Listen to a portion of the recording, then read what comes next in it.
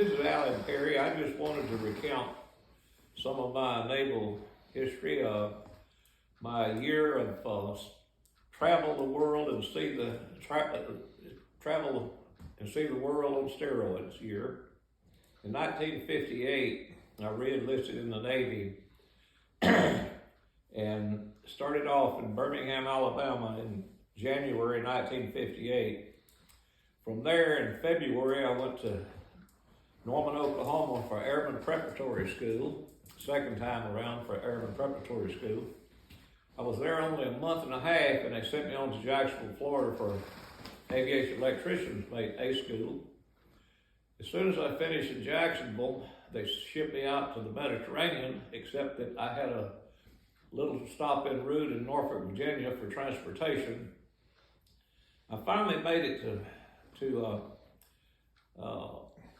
the Mediterranean to catch my ship, the Essex, which I'd been assigned to VF-11 on the Essex, and they were at that time in the Mediterranean at Lebanon when we had the 1958 Lebanon crisis when the Marines were landed there.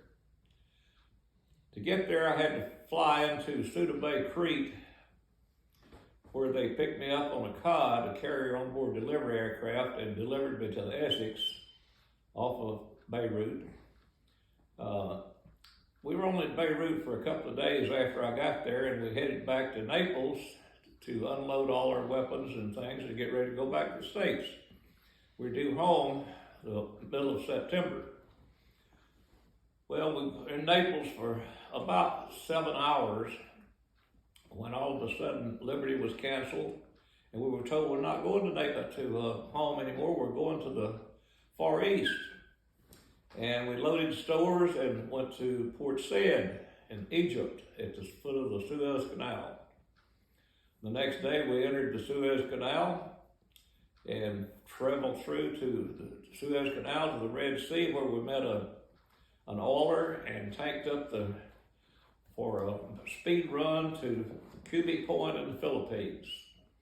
Except that was not Cubic Point in those days, it was only Subic Bay. Cubic Point had not been built yet. We got to Subic Bay and loaded the ship up, spent about 2 days there, getting underway to Formosa, and that's what brought this to mind.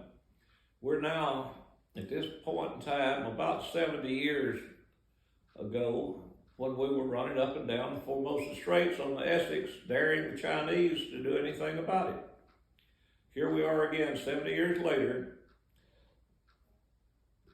still trying to protect Taiwan to some extent. Of course, it was Formosa at that time.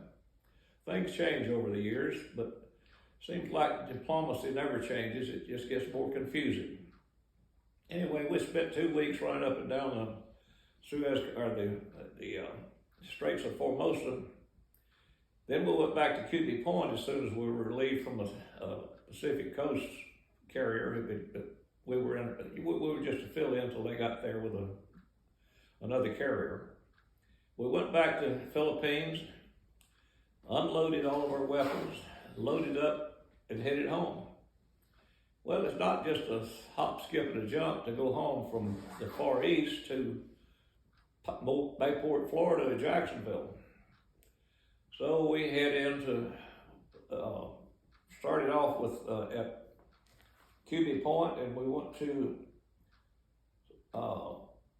Singapore.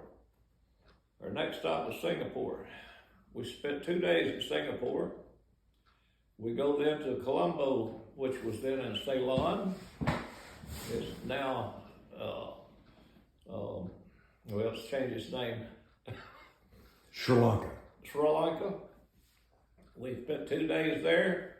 We went to Cape Town, South Africa, and spent 2 days. Then on to Rio de Janeiro for 2 days. And then finally we go to Mayport. We got to Mayport in December, just 2 months late from when we were supposed to get there. And we had just about circumvented the globe. During that tour, I also crossed the equator for the first time.